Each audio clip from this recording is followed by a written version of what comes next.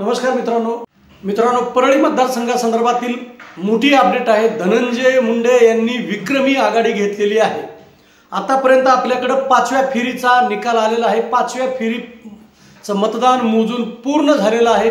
धनंजय मुंडे यांनी 4थ्या फेरीपर्यंत पहिल्यापासून 4थ्या फेरीपर्यंत आघाडी घेतलेली आहे। प्रत्येक फेरीमध्ये धनंजय मुंडे यांचं मताधिक्य वाढताना दिसत आहे। 5व्या फेरीमध्ये धनंजय मुंडे यांना 34,129 मतं तर राजेसाहेब देशमुख यांना 11,544 मतं पडलेली आहेत। धनंजय मुंडे यांचं मताधिक्य या फेरीमध्ये वाढलेलं आहे आणि धनंजय मुंडे यांना 5व्या फेरी अखेर जवळपास 22,585 मतांची विक्रमी आघाडी मिळालेली आहे। धनंजय मुंडे यांचं मताधिक्य कमी होत नाही, ते प्रत्येक फेरीनिहाय वाढताना दिसत आहे। त्यामुळे धनंजय मुंडे हे ऐतिहासिक मताधिक्याच्या विजयाकडे घोडदौड करत आहेत किंवा वाटचाल करत आहेत असं म्हटलं तर चुकीचं होणार नाही।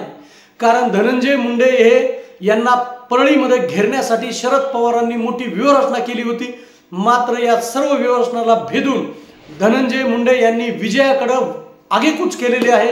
धनंजय मुंडे यांनी 5व्या फेरी अखेर जवळपास 22,585 मतांची आघाडी घेतलेली आहे आणि ही आघाडी विक्रमी आहे। धनंजय मुंडे यांना रोखणं राजेसाहेब देशमुख यांना तेवढं सोपं राहिलेलं नाही, हे आता या मताधिक्यावरून दिसून येत आहे। त्यांची प्रत्येक मतदारसंघामधल्या प्रत्येक बूथवर त्यांची यंत्रणा कमी पडली अशी चर्चा होती।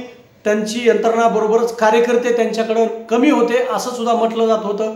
खऱ्या अर्थानं त्यामुळं धनंजय मुंडे यांना या प्रत्येक फेरीमध्ये आघाडी मिळताना दिसत आहे।